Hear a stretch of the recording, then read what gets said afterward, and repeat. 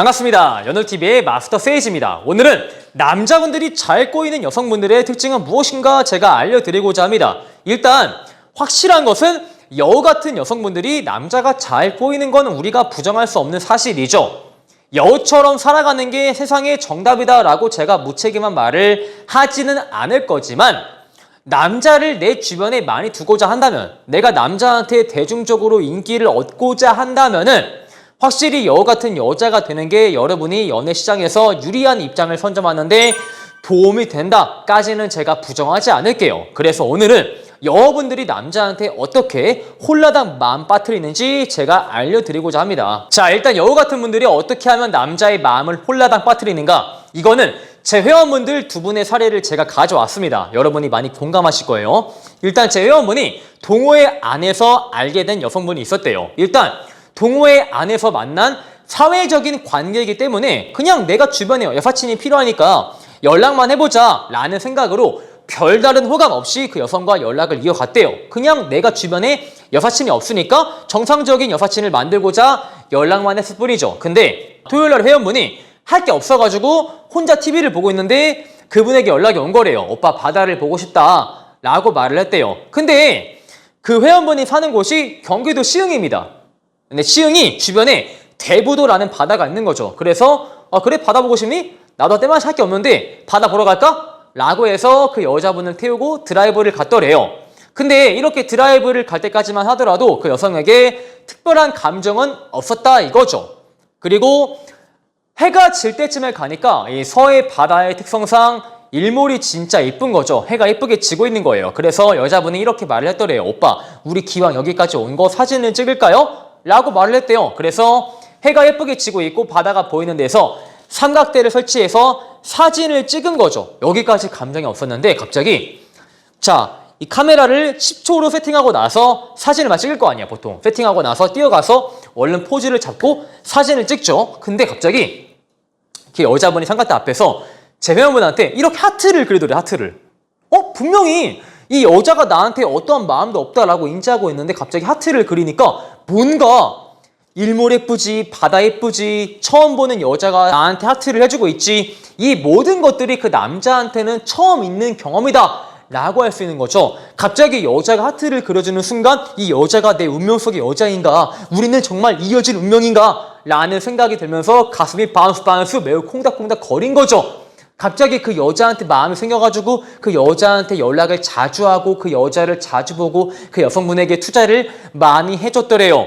왜? 그 여자가 하트를 그려준 거 보니까 그 여자가 나를 좋아하는 거 아닌가 라는 생각을 해서 그 여성분에게 열심히 잘해준 거죠. 그리고 재밌는 게 세 번째 만남에 그 여성분에게 고백을 했더래요. 지연아, 내가 정말 너를 좋아하는 것 같은데 내가 나쁘지 않은 남자니까 나랑 연애 한번 해볼까? 라고 했더래요. 근데 제 회원분이 고백을 하면서 당연히 그 여자분이 받아줄 줄 알았대요. 하트 그리고 있고 내가 만나자 하면 만나주고 밥 먹자 하면 같이 밥 먹어주고 이렇게 투자를 잘해주니까 당연히 연애가 될 줄 알았대. 근데 연애가 안 된 거죠. 그 여자분이 이렇게 말을 하더래요. 오빠 죄송한데 제가 바빠가지고 연애할 시기가 아닌 것 같아요. 제 회원분은 납득이 안 된 거죠. 분명히 바쁘다고 했는데 바쁘다는 여자가 내가 드라이브 하자 나오고 밥 먹자 나오고 영화 보자 나오고 분명 얘는 바쁘지 않은 것 같은데 바빠가지고 연애할 시기가 아니래. 너무 이해가 안 되는 거죠. 그래서 일단 마음을 접고 나서 그 동호회 안에서 친한 형님에게 이러한 썰을 말했더래요. 지연이랑 이렇게 해서 잘 안 됐습니다 라고 하니까 그 형님이 이렇게 말을 하더래. 너도 그랬어? 야, 나도 그랬어. 왜 형님 뭔 소리예요?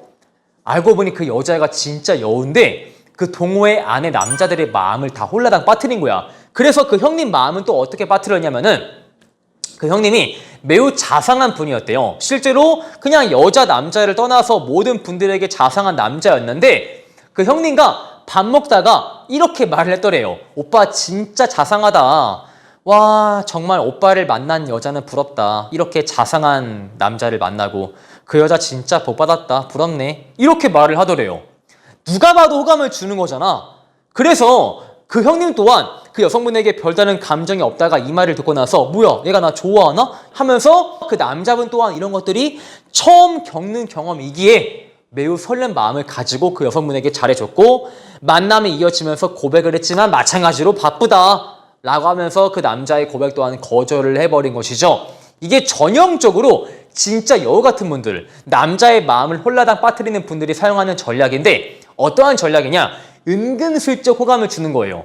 뭔가 고백은 절대 아닌데 얘가 나한테 마음이 있나? 라는 오해의 소지를 충분히 불러올 만큼의 은근슬쩍 호감을 주면서 남자의 마음을 설레게 한 다음에 남자의 투자를 받고 남자가 고백을 하면은 오빠가 정말 좋은 것 같지만 제가 연애할 시기가 아니에요 라고 사용하는 전략입니다. 그래서 일단 여우분들은 남자한테 은근슬쩍 호감을 잘 준다. 근데 이게 고백은 아니다. 진짜 애매하다라는 전략이죠. 그리고 여우 같은 분들이 남자를 꼬실 때 이러한 전략 또한 사용하는데 두 가지 스킬을 복합적으로 많이 이용합니다. 첫 번째가 자격부여, 두 번째가 차별화입니다. 이 두 가지 전략을 어떻게 이용하냐면은 제가 하나하나 설명드릴게요. 이 여우 같은 분들은 남자의 장점을 상당히 잘 부각을 시킵니다. 일단 사람은 원래 부정 강화가 잘 되는 사람이라서 이 사람의 장점도 보이는 동시에 단점 또한 보인다고 하죠. 하지만 여우분들은 이것을 싸그리 무시를 해버리죠. 어떻게 하냐면은 그 남자분이 운전을 진짜 잘하는 거예요. 그럼 이런 식으로 합니다. 자, 첫 번째 자격부여가 오빠 운전을 진짜 잘한다. 운전하시는 모습이 되게 멋진 것 같아요. 하면서 차별화. 제가 이렇게까지 운전을 정말 안전하게 하는 남자를 살면서 만나본 적이 없거든요. 남자가 어깨가 매우 넓다면은 오빠 어깨가 진짜 넓으셔가지고 어깨밖에 안 보여요. 저 멀리서 저한테 오시면서 오빠인지 딱 알겠더라고요. 왜냐면은 이렇게 어깨가 넓은 남자가 오빠밖에 없거든요. 왜 제 주변 남자들은 오빠처럼 어깨가 넓지 않은 걸까요? 아니면 남자가 매우 어른스러워. 오빠 되게 어른스러워서 제가 오빠한테 이 속에 있는 고민이나 힘든 것들을 마음 놓고 제가 털 수 있을 것 같아요. 왜 제 주변에는 오빠처럼 어른스러운 남자가 없는 걸까요? 이런 남자가 있으면 제가 얼마나 좋을까요? 라는 식으로 그 남자의 장점을 부각을 시키는 것을 넘어서 차별화시키죠. 지금 너의 장점이 나한테 엄청 특별하게 다가온다. 이렇게 차별화시키는데 이런 말을 들었을 때 그 남자의 기분이 매우 좋거든요. 왜 그러겠어요? 사람은 누구나 내 자존감을 올려주면은 그 주체가 누가 되었든 간에 다 좋아합니다. 제 주변에 약간 얼굴이 반반한 친구 있습니다. 근데 그 친구가 회사 근처에 똑같은 백반집 많이 가요. 백반집이 맛있어가지고 많이 가냐? 그렇지 않아요.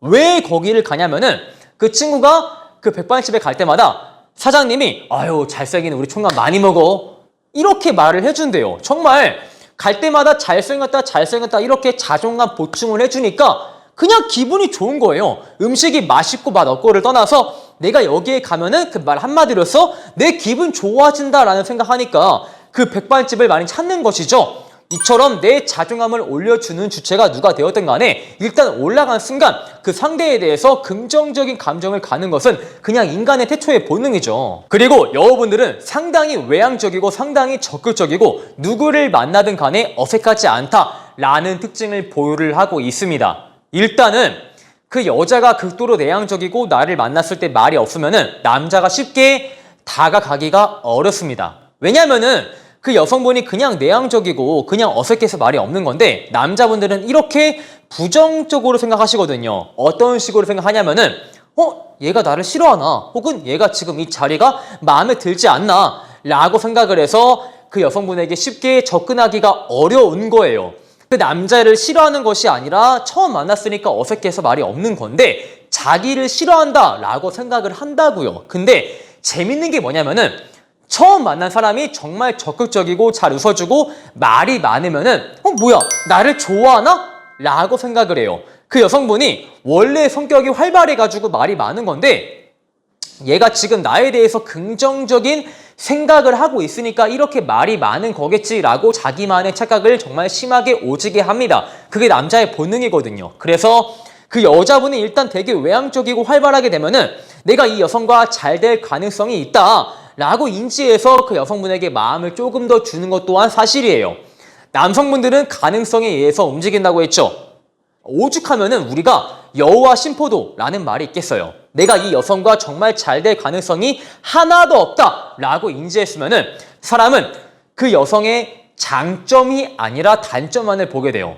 마치 여우가 정말 높이 있는 심포도를 보고 내가 따먹지 못한다 라고 인지했을 때 그래 저거는 포도가 단 게 아니라 겁나 실 거야 라고 인지해서 내가 못 먹는 게 아니라 안 먹는 거야 라고 인지를 하는 것처럼 남자분 또한 내가 이 여성과 전혀 잘 되지 못한다 하면은 내가 이 여자를 못 꼬신 게 아니라 아유 그냥 안 맞아가지고 안 만난 거야 이렇게 인지하는 게 남자의 본능이에요. 그래서 어느 정도 가능성을 보여줘야 되는데 이 가능성이 천만함에 어색하지 않고 잘 웃어주고 활발하게 나한테 말을 걸어준다. 이게 가능성의 포문을 열어주는 것이거든요. 근데 여우분들이 진짜 여기에 거의 도가 텄다 라고 해도 과언이 아니죠. 자, 이렇게 해서 오늘은 정말 주변에 남자분들이 많이 꼬이는 여우분들이 어떻게 남자의 마음을 홀라당 빠뜨리는가 제가 알려드렸습니다. 오늘 영상이 마음에 드시는 분들은 좋아요와 구독, 추가적으로 네이버에 연울 봄카페를 가입을 하시면 제가 15만 원 상당의 연애 교환을 드리기 때문에 꼭 가입하시길 바랄게요. 안녕.